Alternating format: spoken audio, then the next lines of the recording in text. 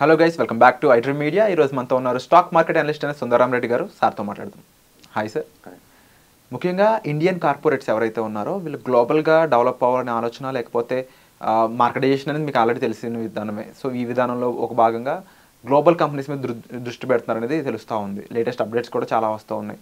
Even long example తీసుకోవాలనుకున్నట్లయితే Tata ఏదైతే range rover and land రోవర్ని, జాగ్వర్ని కొన్నారో అలాంటి examples అయి ఉండొచ్చు. అండ్ అప్కమింగ్ ఎన్నో ఎగ్జాంపుల్స్ ఉంటా ఉన్నాయి.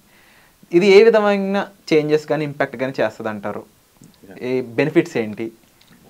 దీని యొక్క ముఖ్య ఉద్దేశం కూడా తెలుసుకోవచ్చు. వాళ్ళ మోటో ఏంటి?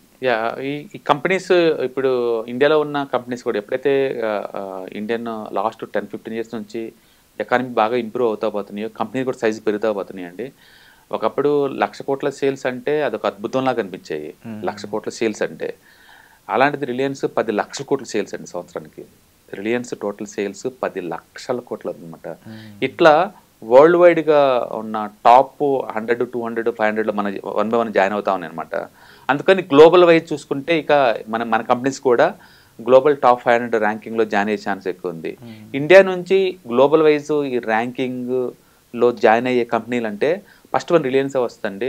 రిలయన్స్ సేల్స్ పరంగా చూసుకుంటే 10 లక్షల కోట్ల సేల్స్, 10 లక్షల కోట్ల సేల్స్ ప్రయాణం వచ్చేకల్లా. అండ్ నెక్స్ట్ వచ్చేకల్లా ఐఓఐసిఎల్ అండి 8 లక్షల కోట్ల సేల్స్. నెక్స్ట్ ఓఎన్జీసీ అండి 6 లక్షల కోట్ల సేల్స్.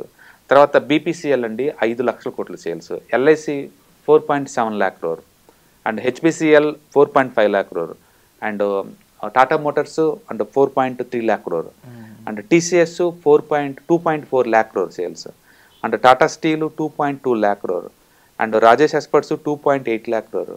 అంటే ఈ కంపెనీస్ అన్నీ కూడా 1,000 కోట్లు, 2,000 కోట్లు, 10,000 కోట్లు ఇట్లా 1,00,000 కోట్లు ఇట్లా దాటి వెళ్ళిపోతుంది అనమాట. సో ముందు రోజుల్లో గ్లోబల్ వైజ్ చూసుకుంటే మన టాప్ 500లో ఈజీగా ఒక 10 నుంచి 15 దాకా ఉంటాయండి టాప్ 500లో. అందుకని గ్లోబల్గా ఇలా చేరినప్పుడు ఏమవుతుందంటే వరల్డ్ వైడ్గా ఏంటంటే వీటికి రిప్యుటేషన్ బాగా పెరుగుతుంది. అంటే కంట్రీకి కూడా గుర్తింపు బాగా దొరుకుతుంది. అంటే చిన్న కంపెనీస్కి ఎక్స్పోర్ట్స్ చేయడానికి చాలా ఈజీగా ఉంటుంది. ఎక్కువ శాతం ఇండియా నుంచి బయట చేసే ఎక్స్పోర్ట్స్ మొత్తంలో 50% అచ్చం ఎస్ఎంఏ అనమాట. ఎస్ఎంఈ స్టాక్స్ అయ్యి చిన్నవి వాటికి రిప్యుటేషన్ పెరిగింది. ఎందుకంటే ఆ ఎన్నోన్ కంపెనీస్ కదా. ఇలా గ్లోబల్గా మనం ఉండటం వల్ల ఏంటంటే ఇండియన్ పేరు కూడా అందరికి అర్థం అవుద్ది. సో ఇమేజ్ పెరిగింది, గ్లోబల్ ఇమేజ్. తద్వారా ఏంటంటే వరల్డ్ వైడ్గా మంచి బిజినెస్ ఆపర్చునిటీ దొరికి ఇంకా పెద్దగా అయ్యే ఛాన్స్ ఉంది. ఈవెన్ ఇండియన్ గవర్నమెంట్ కూడా సోవరింగ్ వెల్త్ ఫండ్ ఒకటి క్రియేట్ చేయడానికి రెడీగా ఉన్నారండి. దాని ద్వారా ఏంటంటే ఇతర దేశాల్లో ఇన్వెస్ట్మెంట్ చేయడానికి గవర్నమెంట్ తరఫున కూడా. అందుకని ముందు రోజుల్లో ఈ ఇండియన్ ఎకానమీ పెరిగే కొద్దీ ఈ కంపెనీస్ సేల్స్, ప్రాఫిట్స్ మొత్తం పెరుగుతూ ఉండి గ్లోబల్ వైజ్గా టాప్ 500 ర్యాంకింగ్స్ జాయిన్ అవుతాయి అనమాట. తద్వారా రిప్యుటేషన్ బాగా డెవలప్ అవుతుంది, ఎక్కువ ఆపర్చునిటీ క్రియేట్ అవుతూ ఉంటాయి. సో ఇంటర్నేషనల్ జనరల్గా ఏ సర్వీస్ అయినా, ప్రోడక్ట్ అయినా ఎండ్ యూజర్ కస్టమర్ ఒక పర్సన్, ఇండివిజువల్ పర్సన్ అవుతారు. మోస్ట్ ఆఫ్ ది పాపులేషన్ ఇండియాలో ఉంది. అరౌండ్ నియర్ బై రీచ్ కూడా 200 crores ఉంటూ ఉంటుంది. సో నేను చెప్పేది ఏంటంటే గ్లోబల్గా మనం అవుదాం అనుకున్న టైంలో మనం రేంజ్ ఆఫ్ ఆడియన్స్ని పెంచుకోవడం అనేది కూడా ఒక మేజర్ రీజన్గా తీసుకోవచ్చు అంటారు ఇక్కడ. ఎండ్ ఆఫ్ ది డే నీ ప్రోడక్ట్కి టార్గెట్ ఆడియన్స్ ఎక్కడ ఉంటే అక్కడికి నువ్వు పంపించాల్సింది ప్రోడక్ట్స్ని. సపోజ్ ఇప్పుడు హెచ్పిసిఎల్, బీపీసీఎల్ ఇవి ఉన్నాయి అనుకోండి. ఓఎన్ చేసి ఇండియాలో 140 కోట్ల జనాభా, ఎక్కువ మంది వెహికల్స్ వాడే వాళ్ళందరూ ఉంటారు కాబట్టి ఇవే ఆయిల్ అండ్ గ్యాస్ ఎక్కువ సరిపోతుంది వాళ్ళకి. చిన్న కంపెనీస్ ఎన్ని పెట్టినా సరే ఆడియన్స్ తక్కువ ఉంటారు కాబట్టి.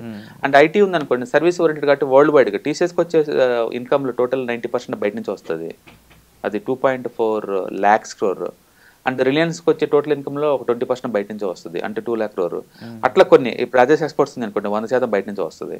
అట్లా కొన్ని బయట కావచ్చు, కొన్ని ఇంటర్నల్ కావచ్చు. మొత్తానికి అయితే మనం 1,00,000 కోట్లు సేల్స్ దాటుతున్న కంపెనీస్ ఇండియాలో మోర్ దెన్ 10 వచ్చేసినాయి. ముందు రోజులు ఇంకా పెరిగే ఛాన్స్ ఎక్కువ ఉంది. ఒకప్పుడు ఇది డ్రీమ్ అనమాట, 1,00,000 కోట్ల సేల్స్ అంటే. మేబీ మనం $1 trillion ఎకనామీలతో పాటు ఇలాంటి ఎన్నో డ్రీమ్స్ ఇంకా ఉన్నాయి. వాటిని అన్నింటినీ కూడా అచీవ్ చేసుకుంటూ ముందుకెళ్తూ ఉన్నాము. ఎస్, ఇప్పుడు మ్యానుఫ్యాక్చరింగ్ హబ్ అవుతుంది కాబట్టి మోర్ ఎక్స్పోర్ట్స్ మీద ఫోకస్ చేస్తారు, ఎక్కువ బిజినెస్ ఆపర్చునిటీ జరుగుతుంటాయి. డెఫినెట్లీ ఎక్స్పోర్ట్స్ వైజ్ కూడా ఇండియా ఇంకెంత పెద్ద బిగ్ కంట్రీ అవ్వాలని చెప్పేసి అనుకుంటున్నాం సార్. డెఫినెట్లీ స్కోప్ అయితే చాలా ఉంది. సో లేటెస్ట్ అప్డేట్స్ కోసం చూస్తూ ఉండాలి. Thank you so much sir. Hi. ప్రస్తుతం ఉన్న ప్రపంచంలో ఫైనాన్షియల్ లిటరసీ అనేది ఎంత ఇంపార్టెంటో అందరికీ ఇప్పటికే అర్థమై ఉంటుందండి. సో స్టాక్ మార్కెట్‌కి వచ్చేసరికల్లా ఇది చాలా అప్ అండ్ డౌన్స్ అవుతా ఉంటాయి. మార్కెట్ చాలా వాలటిలిటీ ఎక్కువ ఉంటుంది. వేరే అసెట్ క్లాస్‌తో పోల్చుకుంటే ఇక్కడ టూ మచ్ వాలటిలిటీ ఉంటుంది. సో దీన్ని ఎలా హ్యాండిల్ చేయాలి and ETFs, index funds, mutual funds ద్వారా ఎలా మనీ మేక్ చేసుకోవచ్చో, ఇది టోటల్ మీకు ప్యాసివ్ ఇన్కమ్ లాగా as well as active income లాగా ఎలా ఉపయోగపడుతుందో ఈ ప్రోగ్రామ్ ద్వారా మీకు నేర్పడుతుంది. కాబట్టి ఇంట్రెస్ట్ ఉన్న పార్టిసిపెంట్స్ ఈ కింద రోల్ అవుతున్న నెంబర్కి పింగ్ చేసుకొని సీట్స్ బుక్ చేసుకోండి. Thank you.